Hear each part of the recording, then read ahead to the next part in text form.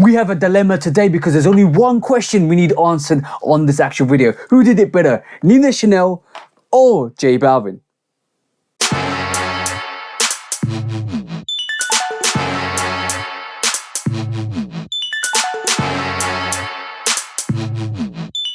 Welcome back to the channel, guys. Hope you're having a great time out there. Hope you're all looking after yourselves. Today is one big question. Who did it better? Was it Nina Chanel with these actual Nina Chanel Jordan 3s, or was it J Balvin with the Medellin Sunset? We're not looking at the real sneaker because we gathered from my previous video that the actual Medellin Sunsets was the better pair, just slightly, guys, just slightly. But we're gonna answer the question today: who did the better Jordan 3? But before we do that, before we actually go and review these sneakers, please do like, follow, subscribe, come and chat to me. Let's have a conversation. Let's break it down like we always do. And also, please do check out the Shoe Dog podcast with me and the bro, 808 Kicks ATL. That is 808 Kicks _ATL. Go follow the bro, go show him some love and support, and let's get him to 1K ASAP, guys.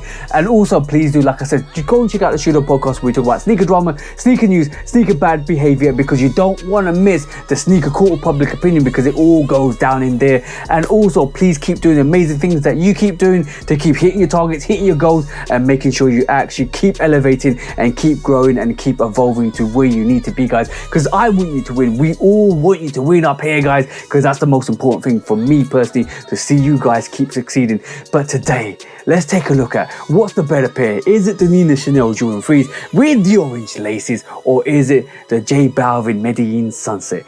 Let's take a look. So is recency bias gonna take over? Am I gonna pick those Nina Chanel Jordan 3s over the actual J Balvin, which actually came out last year, the actual Medellin Sunsets, because we know how fantastic a pair that sneaker is? But what is better? I'm gonna try and break it down from my personal perspective. This is my opinion only, because basically I want to give you my favorite and what I feel with each sneaker to give you my value to that sneaker. But you might have a different opinion. You might even not like these sneakers. It's up to you guys to keep tuning in and basically looking at what is the better sneaker in your opinion. So let's break this down, because let's take a look at the Nina Chanel, because we know this is a phenomenal sneaker. All canvas on the uppers with some suede hints to actually hit the toe, hit the back. You even got this brand spanking new paneling, which is unique to the Jordan 3, which is basically stitched in. You've got the suede with the Nike Air swoosh, orange label, orange laces, leather guts. We know the outsole, all basically beautifully looking outsole, sailed out outsole, green touches, orange touches. This sneaker is absolutely phenomenal, and the more I look at this sneaker, the more I appreciate this sneaker. The fact that this sneaker was basically remodeled and redesigned and actually allowed the brand to change the logo, which, if you didn't notice, guys, I keep mentioning this, the actual logo on the actual Jumpman on the tongue is different. This is the Nina Chanel variation, which is different to than any other Jordan 3. And also on top of that, this is basically different. The back panel is different, stitched in leather back panel. It doesn't even come out, it is literally stitched in.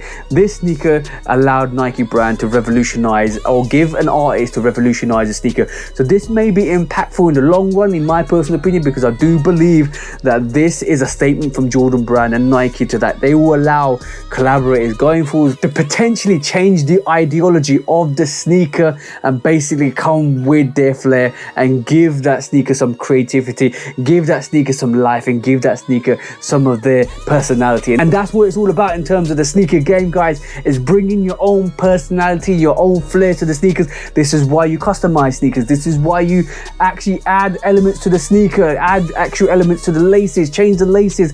You do stuff with the sneaker to make it your own, because everybody loves to have a unique sneaker. And I think the actual Nina Chanel does that really well in terms of the sneaker alone. It is different. It is way different to a conventional Jordan 3. It just brings a lot of differences to the Jordan 3 itself, because obviously we see more of a vibrant look. We don't normally see a vibrant Jordan 3 all one color. It is always like a symmetrical color, either white or black or white with different touches. But this absolutely blew it out the park thing to give it orange laces, give it rope laces, which does it well. And this is the only Jordan 3 I have which will have rope laces. I'm not going to put rope laces on every Jordan 3, but if you bring some rope laces that deserve to be on the sneaker, especially with the Nina Chanel, then I have to appreciate it, because that brings so much more flair, that brings so much more style. This is a gorgeous sneaker.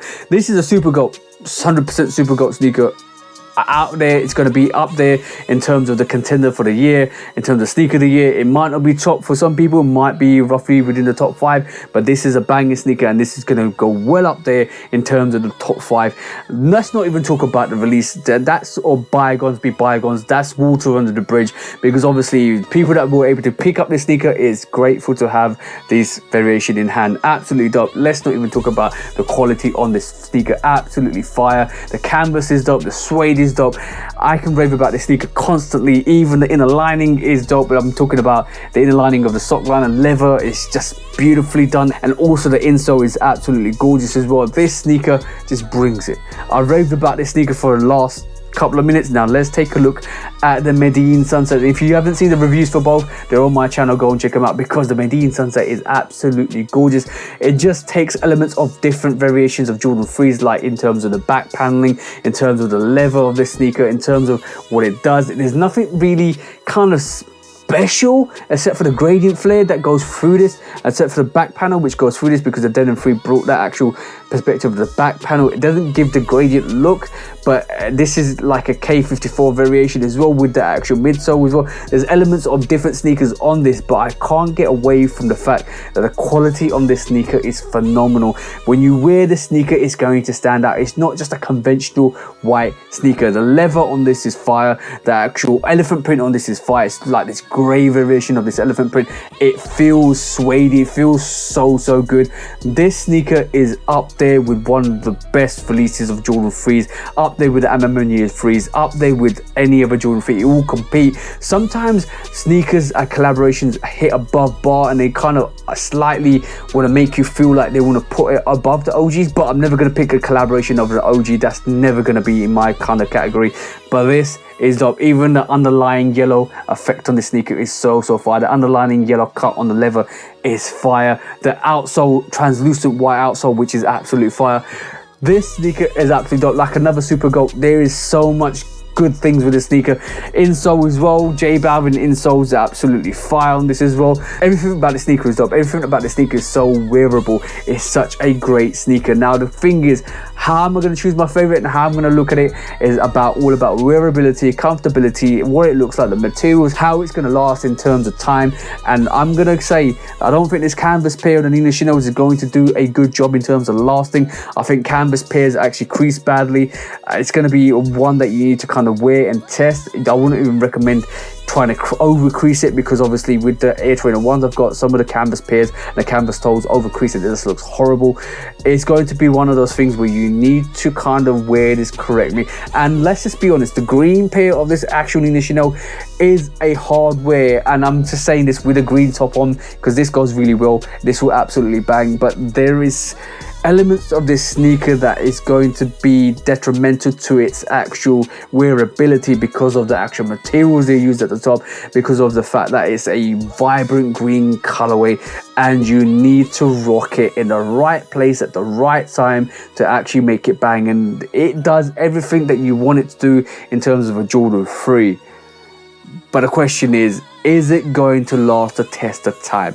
And I think I'm 50-50 on that, and this is why my go-to at this moment in time is definitely the J Balvins, because for the fact that the J Balvins is such a beautiful, gorgeous sneaker in itself, like the Nina Chanel, but it uses leather uppers. It uses a more conventional material on the uppers, which allows you to know what it's going to do when it does and when you wear it, because you know most of the Jordan 3s are leather, and this is good quality leather, and you can rock this. And it's such a more simpler, even with the gradient transition on the midsole and the back panel, it's so much simpler to wear a universally white sail pair and with little touches and little flares on the sneaker, and it's acceptable. But like, you need to kind of know where you're going to wear the sneaker, especially in the UK. And this is why I'm biased, because When you wear a leather sneaker, it's easier to kind of clean, but when you wear a canvas sneaker, you know, if you scratch this, guys, I've actually scratched this, I think, over there. I don't know if you can see it, but you can kind of wipe away or kind of try and get away the scratches. You can kind of re-wax it. You can do a lot of things to it to preserve it. But if you scratch this sneaker, it's done. If you deeply scratch the sneaker, it's done. If the canvas unveils, it's done. If the canvas unravels, it's done. If it gets wet or dirty, it's going to be hard to clean. And those are the cons of the sneaker, and we go through pros and cons because we have to justify the purchase. But this is definitely not ever going to go out of my rotation. This is a sneaker I'm definitely going to wear on a nice sunny day, and it's going to be absolutely magnificent to wear, and it's going to bring a lot of attention. There's loads of pros to this sneaker, loads of pros to the Nina Chanel Jordan 3. But like I'm going to say, I'm going to pick this actual J Balvin because it's more wearable, because it's a one unified color, it's easier on the eye, and it's just a banger. And guys, as a normal person or a casual sneakerhead, this absolutely is fire, in my personal opinion. I love both of these sneakers, but I would have to say, out of the two that I'm picking, or out of the two choices that we got today, which is the Medellin Sunset and the actual Nina Chanel's, I'm basically going to pick the J Balvins because I do feel it's a more wearable sneaker. It's not going to be as detrimental in terms of all the cons that we weighed up with the actual Nina Chanel's. It's going to last the test of time. I do believe that the quality on the sneakers for both of these sneakers are dope, but the quality, especially on the actual J Balvin, is more of what we're used to, and that's a good thing because it means you know how to maneuver with the sneaker that you know you're used to, and that's the most important thing with the two sneakers. But both are great, both are amazing, both I'm so happy to have in my rotation because these are absolutely banger sneakers. And one thing I did notice about the Nina Chanel Jordan 3s, the midsole, it seems very soft. For some reason, this midsole seems very, very soft. It's a bit worrying because I might need to kind of rock these and actually put some pressure on it, because what that alludes to is maybe when it goes from soft to hard that it might quite crumble. But this is a new pair, so I need to rock these. I need to actually put some wear into this, and I'm not even lying, guys, this midsole, it's got so much give to it in terms of the actual J Balvin's, which is a bit more of a solider, less flexible in terms of the actual midsole unit. But yeah, it could be the design, it could be the different materials they potentially use on the Nina Chanel Jordan 3s. But that's my choice, guys. Let me know your thoughts. Let me know what you're picking between the actual Nina Chanel Jordan 3s or the J Balvin Jordan 3s Medellin Sunset. I'm not even taking the actual real pair into contention because I was going for the better sneaker in terms of what I picked in my video, and it was always going to be Medellin Sunsets, even though the Rios are easier to wear. So let me know your thoughts, guys. Are you going to pick the actual J Balvin Jordan 3's Medellin Sunsets or the Nina Chanel Bi-Coastal Jordan 3 green variations with the orange laces? Let me know your thoughts. Let me know what you feel, and let me know what you're picking, because obviously everybody's got their little favorites. But thank you for tuning in. Thank you for always coming back, and thank you for always showing love, guys. And thank you for rocking with me. That's the most important thing, because I love you guys and I want to make sure you guys keep excelling and winning.